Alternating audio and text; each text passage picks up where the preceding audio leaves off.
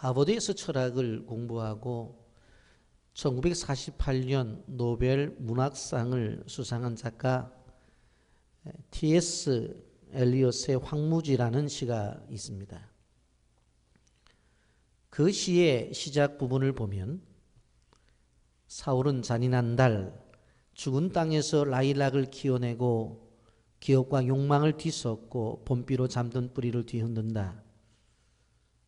차라리 겨울에 우리는 따뜻했다. 망각의 눈이 대지를 덮고 마른 구근으로 갸냘픈 생명만 유지했으니 다시 움트고 살아나야 하는 4월 라고 시가 시작이 되어집니다. 2차 세계대전의 상처를 안고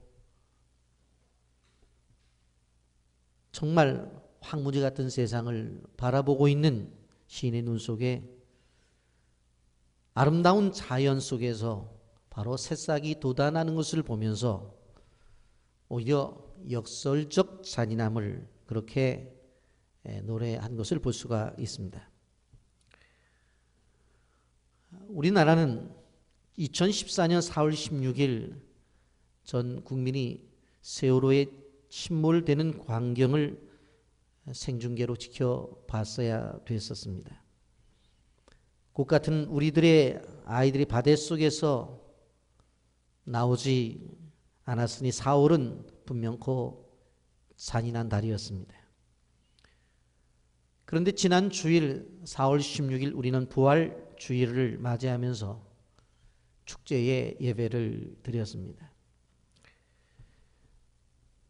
때마침 바닷속에 들어갔던 세월호가 다시 건져졌고 바로 우리는 교회의 절기를 따라서 감사의 부활절 예배를 드렸습니다.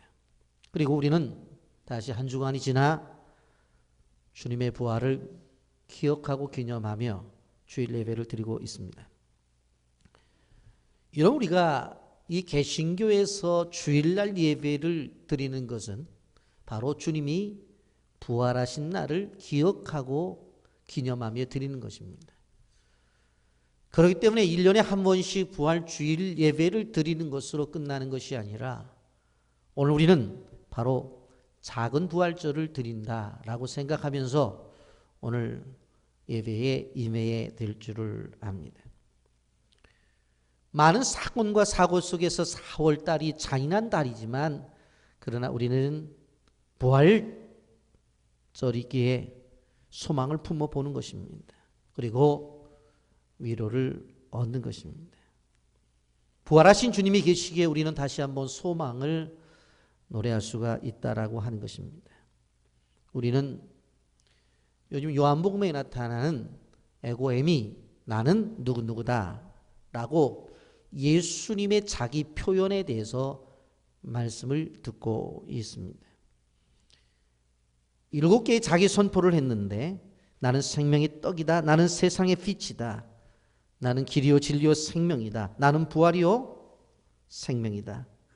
나는 양의 문이다. 나는 선한 목자다. 나는 참 포도나무다. 라고 이렇게 요한복음에서 7번 말씀을 하셨습니다. 우리는 지난 주일 나는 부활이요 생명이라고 하는 말씀을 들었고 오늘은 예수님 자신이 양의 문이다라고 하는 고백에 대해서 말씀을 나누면서 은혜를 받고자 합니다. 여러분 이 말씀을 하실 때에 예수님은 분명히 비유라고 말씀을 하셨습니다. 6절 말씀에 보면 이 비유로 그들에게 말씀하셨으나 그랬어요. 비유라고 했어요. 그렇다고 한다면 이 비유는 분명코 그 속에 담겨져 있는 의미가 있는데 도대체 그 의미가 무엇이냐? 첫 번째 의미는 바로 오늘 양의 우리에 문으로 들어온 자와 담을 넘어 들어온 자가 있다라는 말씀을 하고 있는 것입니다. 여러분 양의 우리가 있습니다. 그런데 그 양의 우리에는 분명히 양이 드나드는 문이 있습니다. 그런데 그 문을 드나드는 사람이 있는 반면에 그 문으로 들어오지 않고 담을 넘어 들어오는 사람들이 있다라고 성경은 말하고 있습니다. 1절 2절을 다 같이 함께 읽어볼까요? 시작. 내가 진실로 진실로 너에게 이르노니 문을 통하여 양의 우리에 들어가지 아니하고 다른 데로 넘어가는 자는 절도며 강도요 문으로 들어가는 이는 양의 목자다. 이 말씀의 핵심은 무엇을 이야기하려고 하느냐? 바른 지도자, 영적인 지도자를 이야기하려고 말씀하는 것입니다. 여러분 분명코 양의 우리가 있습니다. 그런데 그 양이 들어가는 문이 있는데 문으로 들어가는 사람이 있고 가만히 보니까 어떤 사람은 그 양의 우리의 담을 넘어 들어가는 것입니다. 근데 성경은 분명히 뭐라고 말을 하느냐? 문으로 들어가는 사람은 양의 목자다. 문으로 들어가는 이는 양의 목자라 2절에 말하고 있고 담을 넘어 들어가는 사람이 있는데 그 사람들은 절도고 강도라고 분명히 말씀하고 있는 것을 보게 되어집니다.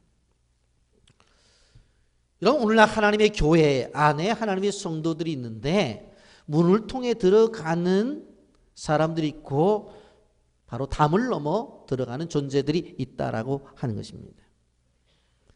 여러분 이 말씀을 가지고 요즘 이단들은 성경을 잘못 해석합니다. 지금 기존적인 기성교회 목회자들은 다 거짓 목자들이래요. 자신들은 참 목자래요. 그런데 현재 자기들이 박해를 받고 있다고 하는 거예요. 그리고는 교회 안에 있는 성도들을 이렇게 저렇게 유혹해서 그들을 빼나갑니다. 저는 오히려 이름이 안기성이라 기성목자들이 다 잘못됐다고 해서 더 큰 오해를 받아요. 웃으라고 한 얘기를 할 때는 웃어줘야 돼요. 여러분 아시겠어요? 여러분 이제는 신천지가 공개적으로 노방에서 우린 신천지라고 그렇게 주장을 하고 이 선거판 저 선거판 우르르 다니면서 자기들의 세를 과시하고 있는 것들을 우리는 지금 볼 수가 있습니다. 여러분 우리는 이 본문을 보게 되어질 때에 이스라엘 사람들이 양치는 풍속도를 우리는 좀 생각을 해봐야 이 본문을 좀 이해할 수가 있습니다. 예수님 당시에 이스라엘 사람들은 목양을 했었는데 양치는 사람들은 풀이 있는 곳을 따라서 오늘은 이곳 내일 저곳 이렇게 움직였습니다. 그런데 집에서 멀리 갔을 경우에 돌아올 수가 없어서 바로 이 들판에 바로 밤이 되어지면 양들을 재워야 되어지는데 바로 그 공용으로 사용하는 그러한 바로 이 장소가 있었습니다. 그 양들이 잠을 잘 수 있는 우리가 있었는데 그 우리를 만들어 놓고 그 입구에 양들이 잠을 자거나 혹은 힘들면 문지기를 두어서 그곳에 지키게 했습니다. 그래서 목자들은 양들이 신음소리를 내면 왜 그런가 그 문을 통해 들어가 가지고 양들을 확인했고 또 들어가서 양들의 상태를 알아보기 위해서 끊임없이 그 문을 통과했습니다. 그런데 오늘 성경을 보면 그 문을 통하지 아니하고 담을 넘어 들어오는 사람들이 있었다라고 하는 것입니다. 성경은 분명히 그 사람들은 목자가 아니라고 말을 해요. 아니 목자 같으면 문을 통해서 들어가지 왜 담을 넘지 않은 거예요. 그 담을 넘는 사람들은 분명 뭐라고 말을 해요? 도적이라는 거예요. 그리고 절도요 강도라고 그렇게 말씀하고 있습니다.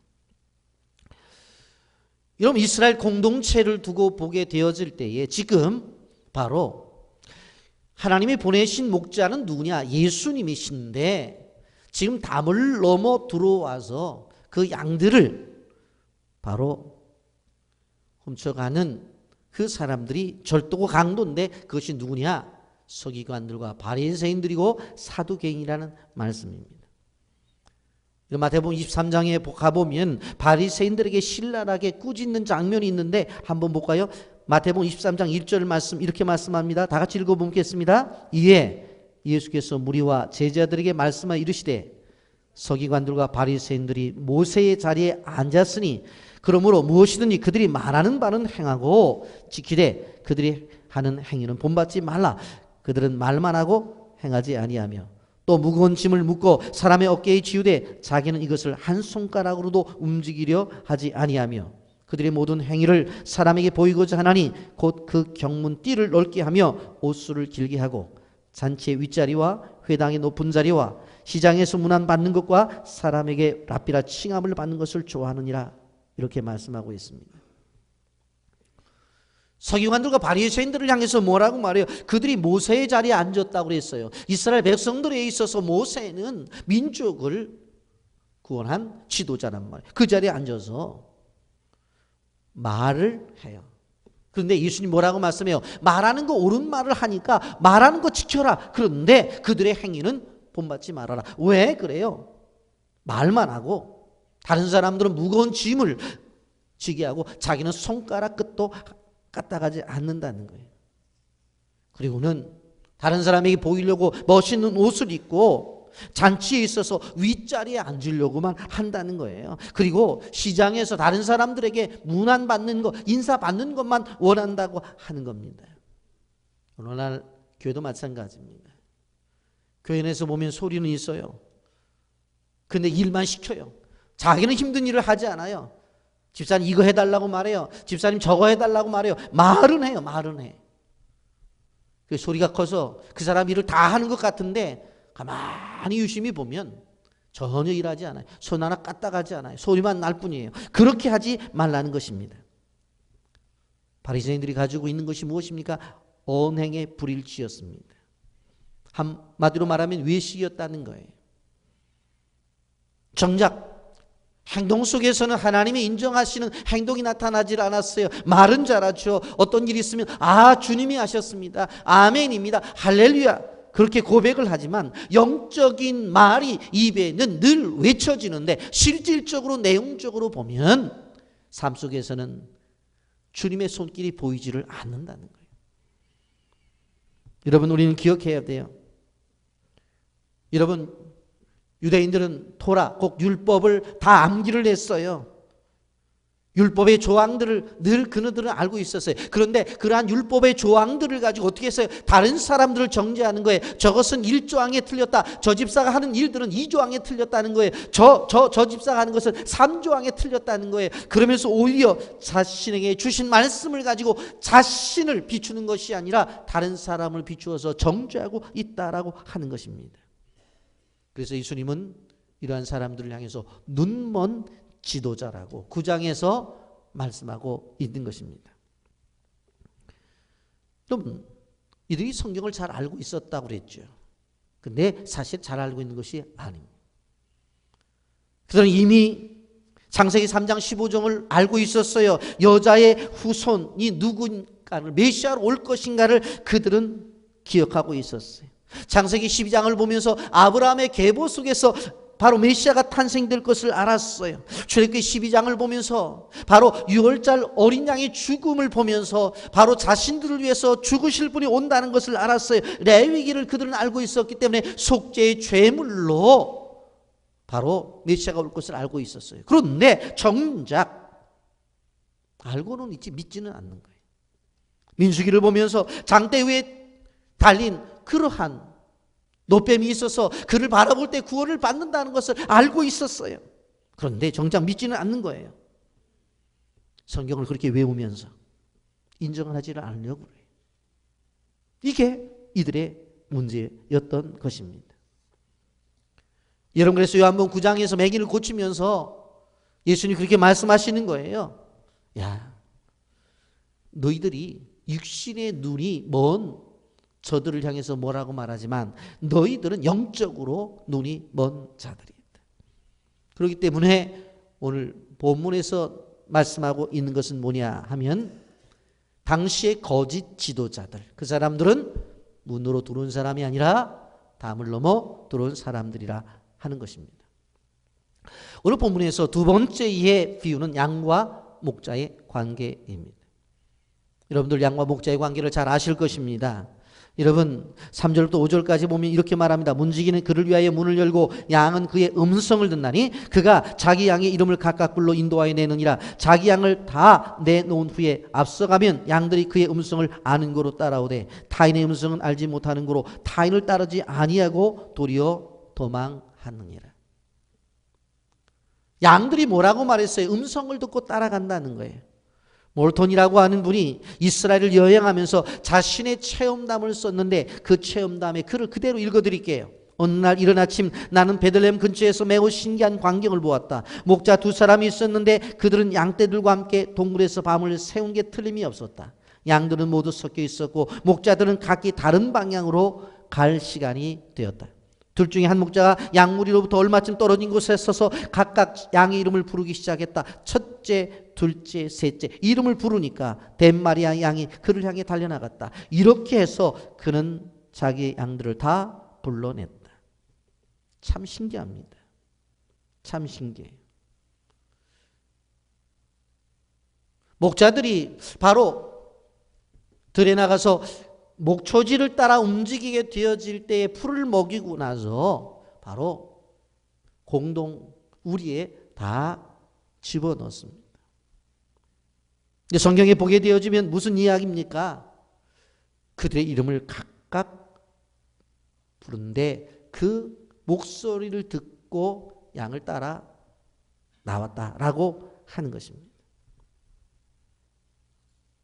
그래서 실질적으로 김씨 집안에 양이 있고 박씨 집안에 양이 있고 이씨 집안에 양이 있어서 그 안에 다 한꺼번에 들어가 있는데 아침에 목자가 이름을 부르는 거예요. 그런데 그 이름을 부르면 그 목소리를 듣고 나오는 거예요. 정확하게 바로 목자의 음성을 안다는 겁니다. 그래서 오늘 성경에 보면 양 한 마리 한 마리의 이름을 불러냅니다. 3절에 보면 그가 자기 양의 이름을 각각 불러 인도하여 내느니라고 그렇게 말씀했어요. 성경은 이렇게 분명하게 이야기를 하지만 대개 목동들이 아침에 일어나게 되면 피스를 불게 되어져요. 그래서 김씨 집안의 양을 위해서 삐 불면 이곳저곳에서 섞여 자던 양들이 일어나요. 그리고는 나와요. 이제 박씨 양을 찾기 위해서 어떻게 합니까? 자기가 갖고 있는 피스를 불어요. 뚜 불면 그 소리를 듣고 이곳저곳에서 일어나요. 그리고 나와요. 너무너무 신기해요. 물론 그 양들 중에는 이 목자의 말을 안 듣는 양도 있어요. 눈이 어두운 양도 있어요. 병든 양도 있어요. 다친 양도 있어요. 여러 가지 양들이 있어요. 그런데 이상하게 목자가 부르면 양들은 그 앞에 나타난다라고 하는 것입니다. 여러분 여기에서 목자가 자기 양의 이름을 각각 불러 인도했다라고 하는 말씀은 목자가 양의 관계 속에서 인격적 관계 속에서 양을 관리한다라고 하는 그런 뜻입니다. 그냥 한 무리를 데리고 야 따라와라 그런 것이 아니라 하나하나의 양들을 안다는 거예요. 여러분 한번 생각을 해보십시오. 성경에 보면 잃어버린 한 어린 양의 이야기를 합니다.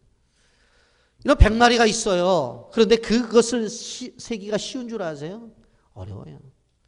양들이 사람들 같아서 일렬 종대하면 쓰고 일렬 횡대하면 쓰고 앞으로 나란히 하면 서 있는 거 그렇게 세면 좋죠. 그런데 양은 무리를 지어 있단 말이에요. 그러니 한 마리 세다 보면 이놈이 머리 디밀고 저놈이 머리 디밀고 허클어지기 때문에 이게 시기가 쉽지 않아요. 그런데 목자는 정확하게 세는 거예요. 그리고 한 마리 양을 잊어버렸다고 확인을 하고 어떻게 해요? 그걸 찾으러 가는 겁니다. 여러분 우리는 기억해야 될 것이 무엇인가 하면 이 목자는 양의 모든 것들을 알고 있어요.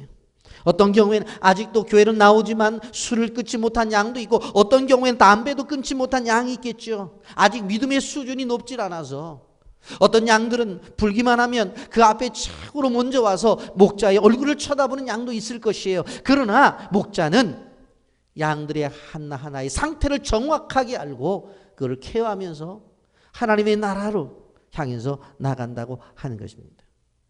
또 한 가지, 목자하고 양의 관계에서 목자가 앞서가고 양은 뒤따라간다고 하는 것입니다.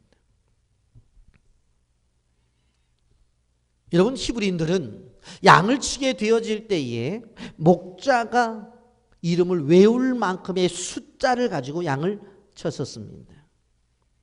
그리고는 목자가 앉아 먼저 갑니다. 오늘 4절에 뭐라고 말해요? 자기 양을 다 내온 후에 앞서가면 양들이 그의 음성을 아는 거로 따라오대라고 그랬어요. 목자가 음성을 내면 양들이 졸졸졸졸 따라간다는 거예요. 목자가 양떼를 인도하는 것이지 양이 목자를 인도하는 게 아니라는 거예요. 이것이 우리의 삶의 원리. 그렇기 때문에 가정 안에서의 목자는 부모님이기 때문에 부모님을 따라서 자녀들이 따라가는 거예요. 교회 안에도 마찬가지예요. 제가 많이 보니까 40일 특세 목자가 하면 목원들이 해요. 그런데 목자가 안 하면 그 목장은 전멸이에요. 안 해요.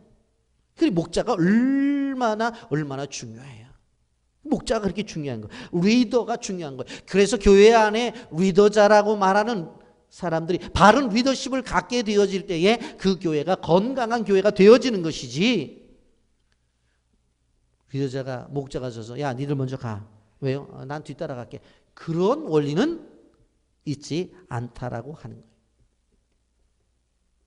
사도 바울이 뭐라고 말했어요? 내가 주님을 본받은 것처럼 너희는 나를 본받으라. 이게 목양의 원리예요. 여러분, 이러한 관계 속에서 예수님이 뭐라고 말씀하셨느냐? 나는 양의 문이라고 선포를 하셨습니다. 양의 문이다. 7절 말씀 다 같이 읽어봅니다. 시작. 그러므로 예수께서 다시 이르시되 내가 진실로 진실로 너에게 말하노니 나는 양의 문이라. 우리 교회가 개척해서 10년 동안 양문교회라는 이름을 썼었죠. 바로 그 개념이에요. 바로 교회는 어떤 면에서 수많은 양들의 문이라고 하는 것을 볼 수가 있습니다. 여러분, 그런데 이러한 교회가 양의 문이라는 개념을 뛰어넘어서 예수님은 자신이 양의 문이라고 그랬어요. 내가 양의 문이다. 내가 양의 문이다. 그런데 이 본문에서 말씀하고 있는 이 양이라는 단어는 헬라말로 프로바톤이라고 하는 단어를 썼는데 이 양이라는 단어는 복수예요. 그래서 이 양들이라고 하는 것이 더 정확해요. 그런데 문이라고 하는 뒤라라고 하는 단어는 단수를 썼어요. 그러니까 문은 하나라는 거예요. 문은 하나. 그리고 그 문을 통과하는 양은 한 마리의 양이 아니라 수많은 양들이라는 거예요. 그래서 오늘 이것을 더 정확하게 표현한다면 나는 양들의 문이다. 이렇게 번역하는 것이 더 바른 번역이에요. 여러분이 기억해야 될 것이 무엇인가 하면 양들은 뭐 한 마리가 아니라는 거예요. 수많은 양들이에요. 그런데 그 양들이 들어가는 문은 오직 하나. 나는 길이요 진리요 생명이라고 말씀하시는, 나로 말미암지 않고는 아버지께로 올 수가 없다고 말씀하신 그 오직 한 문, 그분이 바로 문, 그분만이 우리의 문이 될 수 있다라고 하는 것입니다. 자, 그렇다고 한다면 이 나는 양의 문이라고 말씀했을 때에 이 문이 가지고 있는 의미가 도대체 뭐냐? 문의 위치입니다. 도대체 이 문은 열고 들어가면 어디로 들어가느냐는 거예요. 바로 하늘나라로 통하는 문입니다. 우리가 생각해 볼 때에 문을 열면 뭐가 나와야 되잖아요. 안방문을 열면 안방이 나와야 되고 부엌문을 열면 부엌이 나와야 되잖아요. 그렇다고 한다면 예수님이 말씀하시는 나는 문이라고 말씀했는데 그 문을 열면 도대체 뭐가 나오냐는 거예요. 전극적으로 바로 그 문을 열면 천국이 우리에게 보여지는 것입니다. 여러분, 어린 소년 시절의 보물섬이나 15소년 표류기라든가 톰 소의 몸이라든가 헤클레핀의 몸 같은 소설을 많이들 읽으셨을 거예요. 그것을 읽은 다음에 많은 생각들을 해요. 상상에 빠져요. 야, 나도 뗏목을 타고 강을 건너가다가 동굴이 만났지. 그 동굴 속에 들어가. 그곳에 가면 어떤 일이 벌어질까? 혹시 실버 선장이 감춰둔 보물 상자라도 만나서 그걸 찾으면 내가 대박을 칠 텐데. 그거 옛날에 로또 아니야? 하면서 많은 생각을 해요. 여러분, 우리는 기억해야 돼요. 이제 우리의 상상은 어떤 상상이 이루어져야 되느냐? 예수님이 문이라고 했는데 그 문이 열려졌을 때 그 안에 무엇이 있을까에 대한 늘 생각을 해야 돼요. 그곳에 건강이 있다고 그랬어요. 그곳에 생명이 있다고 그랬어요. 그곳에 아름다움이 있다고 그랬어요. 여러분 계시록을 보십시오. 그곳에 가게 되면 믿음의 선조들이 있고, 그곳에 가면 우리들을 향한 집이 지어져 있고, 그곳에 가면 생명 강이 흐르고 좌우에 12해 매달마다 과일이 열린다고 했어요. 그리고 그 잎사귀를 먹으면 영원히 죽지 않는다고 그랬어요. 그런 것들을 늘 생각하며 나가야 돼요. 여러분, 예수님이라는 문을 열면 그 속에 이런 하나님 나라와 천국이 보여진다는 사실을 기억하시기를 바랍니다. 예수님이 아니면 안 돼요. 아담이 범죄한 이후에 우리는 이 낙원에 들어가는 문이 폐쇄가 되었단 말이에요. 천사들을 세워서 얼씬도 못하게 했어요. 창세기 3장 24절에 이같이 하나님이 그 사람을 쫓아내시고 에덴 동산 동쪽에 그룹들과 두루 도는 불칼을 두어 생명나무의 길을 지키게 하시니라 그랬어요. 불칼로 생명나무의 길을 지켰어요. 못 들어가게. 그런데 들어갈 수 있는 길이 생겼어요. 누구예요? 예수 그리스도. 예수 그리스도.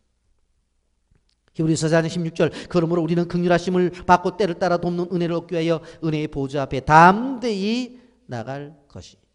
아멘입니까? 여러분, 야곱이 형의 장자권에 그것을 빼앗아 가지고 삼촌 라반의 집으로 도망을 가다가 산속에 지팡이 하나 있는 그가 잠을 자게 되어져요.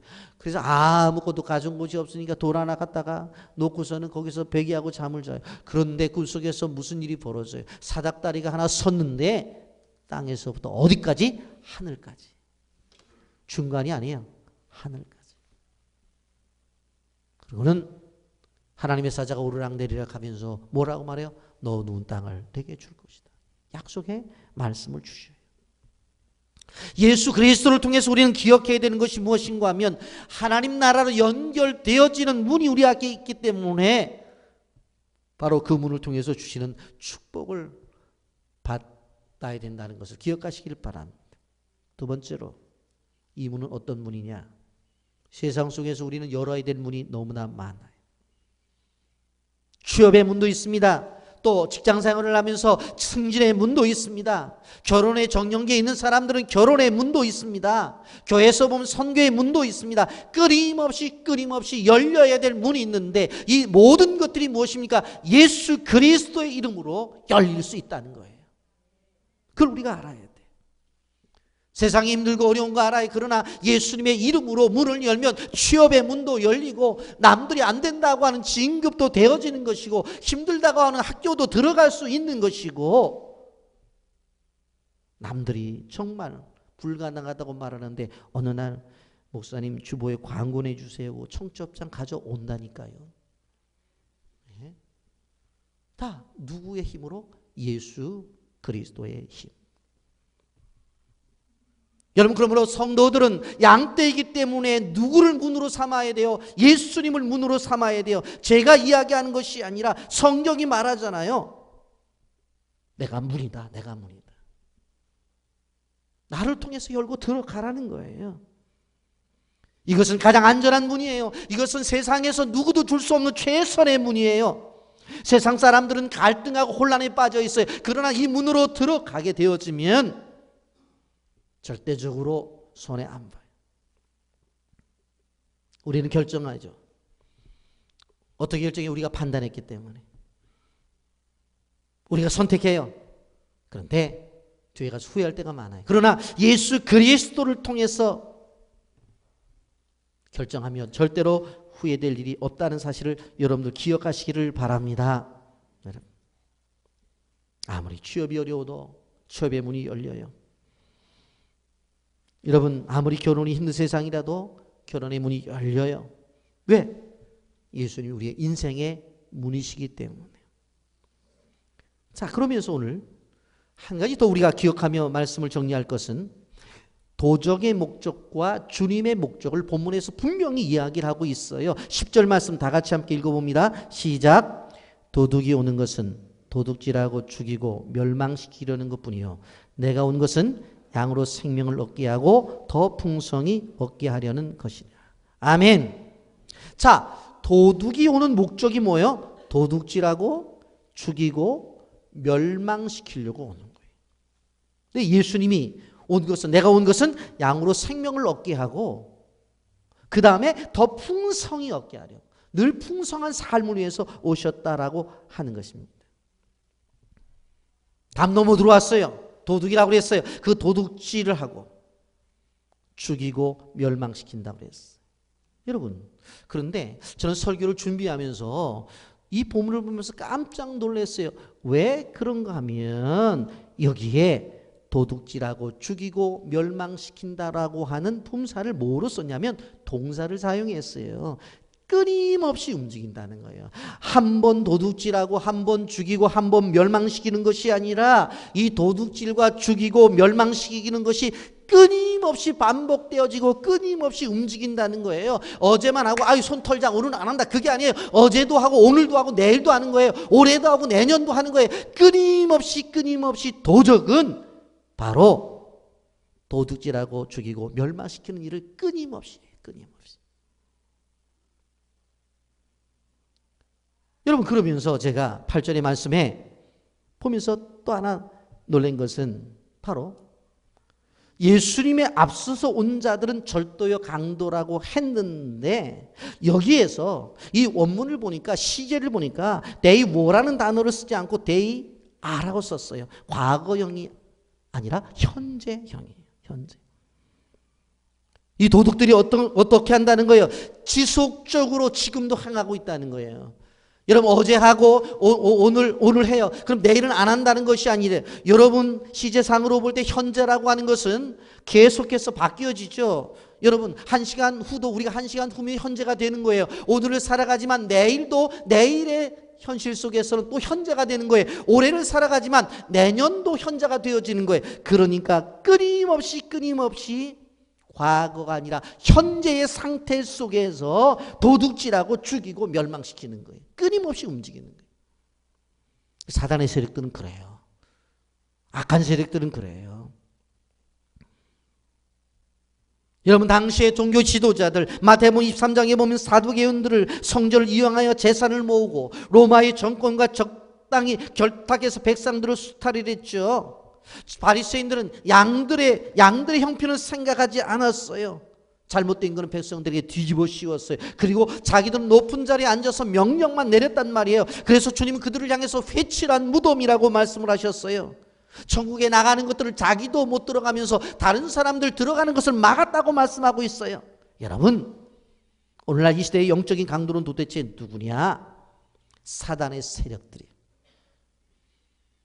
사단의 세력의 우두머리가 누군 줄 아세요? 바로 이단들이에요. 그들의 공통적인 특징이 무엇입니까? 가정을 파괴하고 교회를 떠나게 만들어요. 기성교회를 비방하고 목회자를 비난하고 자기들만이 성경을 바르게 해석한다고 주장해요. 그래서 뭐라고 말을 해요? 봐라, 기성교회 목사들은 교회에서 월급 받고 사례받고 그러고 일하는데 우리 교단의 목사들은 절대로 교회로부터 월급을 안 받는다. 그건 나중에 보면 월급을 받는 것이 아니라 집을 뺏겨요.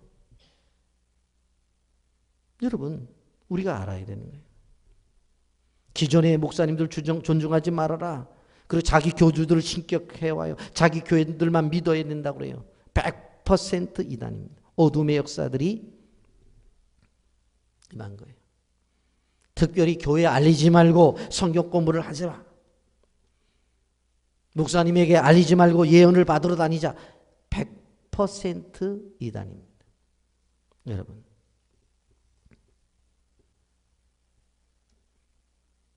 제가 지난 주간에 김밥을 좀 사야 될 일이 있어가지고 요 버스 정류장 앞에서 김밥을 사려고 갔는데 사람들이 많더라고요. 그래서 주문만 해놓고 그 안에 이끼가 모여서 밖으로 나왔는데 이렇게 보니까 이상한 환경을 봤어요. 그래서 야, 지금 9시가 넘은 시간에 전도를 해? 어느 교회야? 그러면서도 분명 이거 우리 프로테스탄트 개신교에서는 특별히 밤에 전도하는 사람들이 없을 텐데 그러면서 가만히 봤어요. 그랬더니 방법이 좋게 말하면 전략이 기가 막히더라고요. 아주 이쁜 여학생 둘이서 길에 서 있어요. 그래서 지나가는 남학생 둘이 지나가니까 시간 좀 있으세요. 그러니까 얘네들이 말해요. 이쁜 여학생이 자기 엄마보다 훨씬 이쁜 여학생이 시간 있으니까 시간 있대. 그러니까 딱 가운데다 가둬놓고 어떤 키가 큰 1m 70이 넘는 사람이 와가지고 얘기를 하는 거예요. 집에 아버지 계시니? 저는 순간 이거 하나님의 교회구나. 예, 아버지 계세요. 아버지가 얼마나 많이 수고해. 수고 많이 하지? 예. 야, 그런데 엄마 생각해봐. 엄마는 너희들 밥 해주고 빨래 해주고 너 놔줘. 엄마가 얼마나 고마워. 그렇지? 예. 근데 왜 개신교에서는 엄마에 대해서 인정을 안 하냐? 우리 하나님의 교회에서는 엄마도 인정한다. 그러는 거예요. 엄마 너 인정해야 안 해요? 엄마 인정하냐고 안 하냐고 그랬더니 거기서 걔네들이 엄마 인정 안 한다고 말하겠어요. 엄마 인정하지. 아버지도 인정한다. 엄마 인정한다고 고개를 끄덕끄덕 들어오더라고. 그래서 제가 생각했어요. 우리 교회는 여학생들이 쟤네들보다 훨씬 이쁜 여학생들이 있는데 저녁에는 다 뭐 하고 있나? 에? 여러분 이렇게 해서 자기들의 어떠한 교리를 전파해요. 제가 이렇게 가만히 보면 삼지구에서 제일 많이 열심히 전도하는 게 하나님의 교회입니다. 그렇게 열심히 해요. 그렇게 열심히 해요. 그리고 얘기되면 교회로 데려가서 또 떡볶이도 만들어주고 여학생이들이 얼마나 좋겠어요. 집에서는 엄마가 야 라면 끓여 먹어 그러는데 그래가지고 그쪽으로 가는 거예요. 여러분 사입이 이단에 미혹되지 말라고 그랬죠. 절대로 친근하게 사귀지 말라고 그랬어요. 여러분 요한 2서 1장 10절 말씀을 다 같이 함께 읽어볼까요? 시작. 누구든지 이 교훈을 가지지 않고 너에게 나거든 그의 집에 들이지도 말고 인사도 하지 말아라. 절대로 들이지도 말고 인사도 하지 말라고 그랬어요. 우리는 너무나 좋게 말하면 인격적이라 차 한 잔 먹는 거 목사님 어떻습니까? 아니 그래도 과거에 알던 사람인데 그 사람이 아무리 이단이지 그래도 인사라도 해야 되잖아요. 근데 성경은 뭐라고 말했어요? 집에 들이지도 말아라. 인사도 하지 말아라. 성경이 원수는 사랑하되 이단은 사랑하라는 말이 없어요. 왜? 이단은 암덩어리이기 때문에. 여러분 암덩어리 수술해 제거해야 되는 것이지 그걸 가만 놔둬서는 안 되는 거예요. 주변에 건강한 세포까지 죽어버리는 거예요. 단호하게 교제를 거절해야 돼. 그것이 가족이라 할지라도 친구든 누구든. 여러분 여호와의 증인들 성도들이 교패 붙은 집만 누르잖아요. 그리고 성경을 갖고 얘기하세요. 제가 길에서 봤다는 그 전도자도 하나님의 교회 전도자도 성경을 펴놓고 얘기해요. 누가 볼 때는 성경 갖고 얘기한다. 그렇게 얘기하더라고요.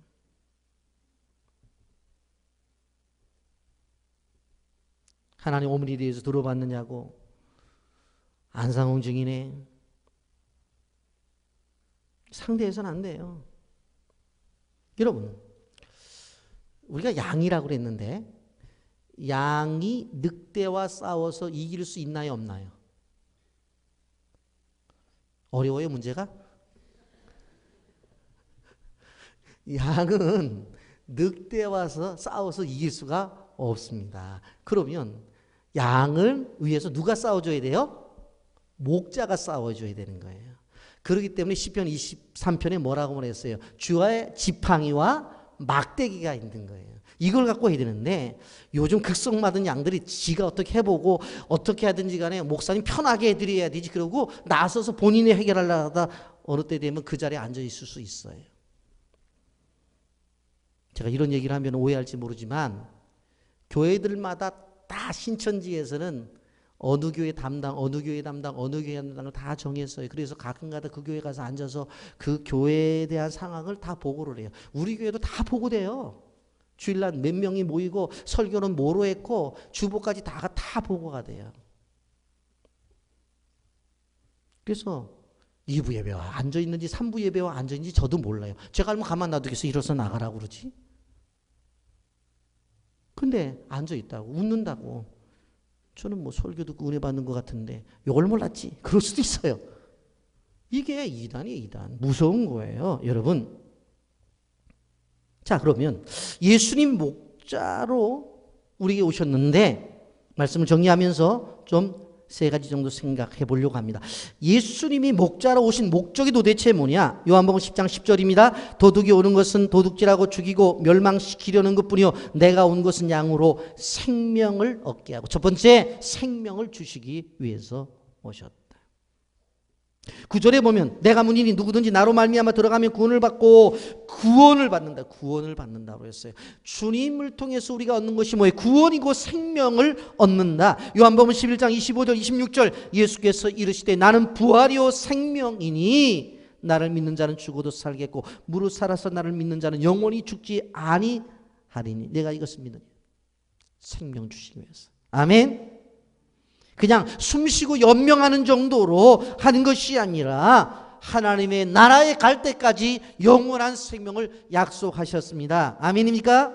두 번째, 꼴을 주신다고 그랬어요. 10장 9절 말씀, 내가 문이니 누구든지 나로 말미암아 들어가면 구원을 받고 또는 들어가며 나오며 꼴을 얻는다. 꼴을 주신다고 그랬어요. 먹고 마시는 문제를 해결해 주세요. 양에게 있어서 꼴은 음식이란 말입니다. 여러분, 우리는 세상을 살아가면서 얼마나 많은 것들이 필요해요. 먹고 마시고 입는 것들 필요하단 말이에요. 목자는 양이 배고플 때는 푸른 풀밭을 인도해요. 양은 잘 구별하지를 못해요. 그래서 이것이 독초인지 이것이 좋은 풀인지를 구별하지 못할 때에 좋은 풀밭으로 인도하고, 그것이 먹었을 때 어떻게 합니까? 마실 수 있는 물가로 인도해요. 그리고 밥을 먹고 나서 쉬게 만들어 주세요. 이 목자가 할 일이에요. 여러분, 우리는 주님께서 우리에게 우리의 삶의 모든 것을 책임져 주신다. 아멘입니까? 그래서 여호와는 나의 목자시니 내가 부족함이 없으리로다 라고 고백하는 것입니다. 세 번째, 자유를 주십니다. 여기 보면 들어가며 나가며라고 말씀했는데 많은 신학자들이 이 들어가며 나가며라고 하는 것은 단순한 왕래가 아니라 성도들에게 주시는 자유함이다 라고 그렇게 표현을 하고 있어요. 하나님을 믿으면 우리는 자유함이 있어요. 호부주머니가 비어 있어도 자유함이 있어요. 왜? 하나님이 해결해 주실 것이기 때문에. 여러분, 우리는 기억해야 되는 것이, 여러분, 동아일보 4월 13일자 기사에 의하면 청년 일자리 문제가 심각하다고 합니다. 청년이라고 같은 청년이 아니랍니다. 두 가지 종류의 청년이 있는데 저도 이번 그걸 보고 알았어요. 100번 도전해도 도무지 풀리지 않는다고 해서 백수래요. 저는 왜 백수인가 했더니 그게 백수래요. 그런데 신이 내린 백수인 가수가 있대요. 가수. 그게 뭐냐? 신이, 하나님이 내린. 왜 그래요? 아버지가 회장님이면 아들은 가만히 있다가 회장 되는. 이게 가수래요. 가수. 왜? 가수. 여러분, 취업을 준비하려면 수많은 스펙을 쌓아야 되잖아요. 그런데 그거 하려면 돈이 들어가잖아요. 근데 그걸 못하게 되면 끊임없이 갈등 속에서 그냥 사는 거예요. 그러면서 어떻게 해보려고 힘겹게 돈을 벌어야 되니까 뭐 알바를 해야 되고 막 해야 되죠. 우리 단기선교 가자고 그랬더니 우리 청년들이 하는 얘기가 알바할 시간이 없어요. 그 얘기. 왜 그래요?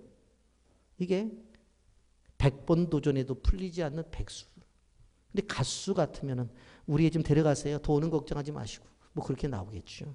여러분, 제가 지난주에 인터넷 뉴스를 봤는데 JTBC에서 우리나라의 최초로 자기네들이 조사를 해서 뭐 발표했대. 그런데 제가 볼 때는 뭐 최초라고 생각은 안 들고요. 뭐냐면 부모의 소득이 높을수록 자녀들이 좋은 대학에 간다라고 하는 것이 JTBC에서 나온 통계였어요. 그게 이런 이야기예요. 여러분, 저희 시대 때만 하더라도 개천에서 욕 난다 그랬거든요. 그런데 지금을 살아가는 세대는 어때요? 우리 부모 세대와는 달리 아무리 공부를 잘하고 아무리 좋은 대학을 나와도 좋은 직장 들어가기 너무 힘든 거예요. 현실의 상막 속에 살아갈 수밖에 없어요. 그러니 부모님들 눈에는 얼마나 답답하겠어요. 부모님이 좀 잘 살고 사회적인 지위도 있고 능력도 있으면 그냥 물려주면 될 텐데, 그런데 자녀들이 그렇게 애써서 힘쓰는 모습을 볼 때 얼마나 안타깝겠냐고요. 우리는 걱정할 필요가 없어요. 왜요? 요한복음 10장 7절이 있기 때문에. 다 같이 읽어봅니다. 요한복음 10장 7절 시작. 그러므로 예수께서 다시 이르시되 내가 진실로 너에게 말하노니 나는 양의 문이라. 주님이 열어주시면 되는 거예요. 부모가 열어주지 못해도 바로 주님이 열어주시면 되는 거예요. 나를 위해서 십자가에 죽으신 예수님이 사흘 만에 사망의 권세를 깨트리고 일어나신 것처럼, 그분이 우리의 목자가 되신 것처럼 그분이 문이 되어주셔서 우리의 인생의 모든 문을 열어주시면 되는 겁니다. 여러분, 감옥에 던져진 요셉이 총리가 될 거라고 누가 생각했어요? 그런 형들에게 팔려서 보디발의 집에 종이 되었어요. 감옥에 들어갔어요. 죄수가 되었단 말이에요. 그런데 그 종으로, 죄수로 살던 그에게 하나님이 총리의 문을 열어주셨어요. 아멘입니까? 사자굴에 던져진 다니엘이 살아날 것이라고 누가 상상을 했겠느냐고요. 하나님이 하시면 하는 거예요. 아멘. 우리 건축도 마찬가지예요. 사방이 막혀 있어도 주님이 열어놓으시면 된다는 사실을 믿으시기를 예수님의 이름으로 축복합니다. 하나님께서 문을 열어주시면 그냥 열리는 거예요. 복음에 꽉 닫혀있던 동굴아파가 문이 열릴 줄 어떻게 알았어요? 그 소련이 무너질 줄 누가 알았냔 말이에요. 주님이 열어놓으시면 할 수 없다라고 하는 것입니다. 자녀들 가운데 난 집안이 어려워서 어학 연수도 한번 가보지 못하고 좋은 대학도 나오지 못하고 그래서 자기는 힘들다 걱정하지 마세요. 여러분의 인생의 행복의 문을 여시는 분은 바로 주님이십니다. 느린 것 같아도 주님이 여실 수 있어요.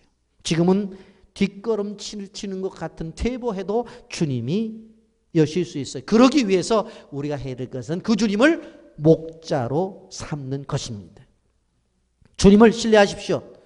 나의 목자는 주님이라고 고백하십시오. 그리고 그 문이 나의 문이라고 생각하십시오. 그렇다고 한다면 이 고통의 4월도 지나가고 하나님이 준비하신 그 축복을 받을 수 있다는 사실을 기억하시면서 이제 오늘을 중심으로 해서 과거에도 고백했지만 더욱더 힘차게 고백해야 될 것은 나는 양의 문이라. 그러면서 나의 문은 주님이라는 고백을 하면서 믿음의 삶을 사시기를 예수님의 이름으로 축복합니다. 아멘.